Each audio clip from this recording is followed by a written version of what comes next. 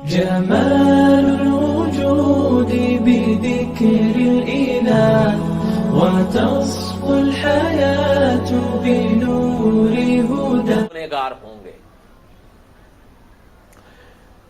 قیامت، اب اگلی بات سنیے. قیامت میں انسانوں کی مختلف شکلیں بنیں گی. اس کا معنی کیا؟ وہ سنیے. اللہ تعالی سورت طٰہٰ میں ارشاد فرماتے ہیں کہ قیامت کے روز ہم اس کو اندھا کر کے اٹھائیں گے. وہ کہے گا اے میرے رب آپ نے مجھے اندھا کر کے کیوں اٹھایا، میں تو آنکھوں والا تھا.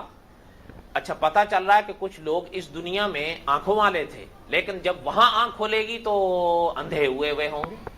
اچھا وہ اندھا پن کچھ وقتی ہوگا. کیا ہوگا؟ اس پر تفصیل ہے لیکن اپنے موقع پر آئے گی انشاءاللہ. اللہ تعالیٰ فرماتے ہیں سورت بقرہ میں کہ جو لوگ سود کھاتے ہیں نہیں کھڑے ہوں گے مگر جس طرح کھڑا ہوتا ہے وہ شخص جس کو شیطان لپٹ گیا ہو، چھو کر اس کو پاگل بنا دے. یہ سود کھانے کی نحوست ہے. کیا ہے؟ حضرت عبداللہ بن سلام رضی اللہ تعالیٰ عنہ فرماتے ہیں، یہ حضرت عبداللہ بن سلام رضی اللہ تعالیٰ عنہ یہ کون تھے؟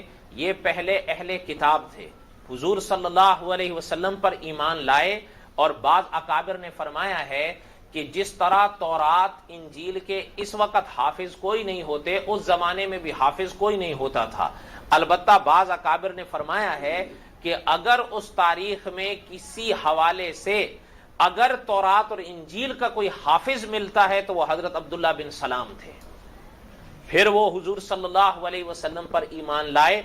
حضرت عبداللہ بن سلام رضی اللہ عنہ فرماتے ہیں روز قیامت لوگوں کو کھڑے ہونے کی اجازت دی جائے گی.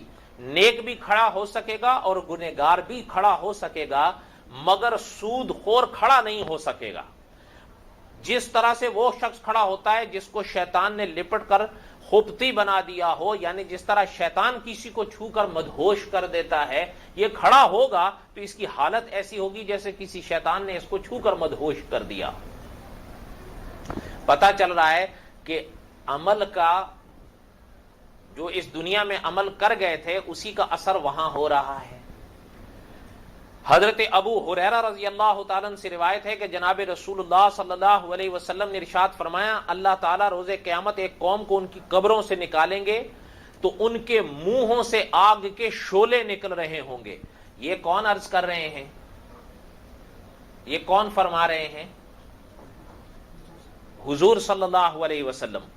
آپ صلی اللہ علیہ وسلم نے فرمایا کہ اللہ تعالیٰ روز قیامت ایک قوم کو ان کی قبروں سے نکالیں گے تو ان کے منہوں سے آگ کے شعلے نکل رہے ہوں گے. عرض کیا گیا یا رسول اللہ یہ کون لوگ ہوں گے؟ فرمایا کیا تم نے نہیں دیکھا؟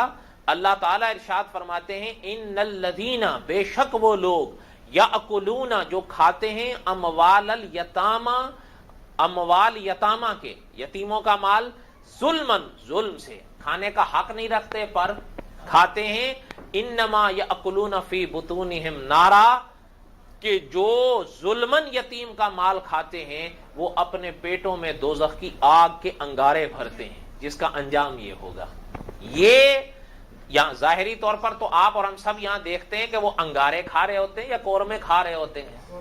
وہ تو قورمے کھا رہے ہوتے ہیں، حلوے کھا رہے ہوتے ہیں، مزیدار بھی بہت ہوتا ہے کیونکہ بعض لوگ کہتے ہیں کہ حرام میں مزہ بڑا ہوتا ہے. اب وہ تو انہیں کو تجربہ ہوگا، ہمیں تو تجربہ ہے نہیں.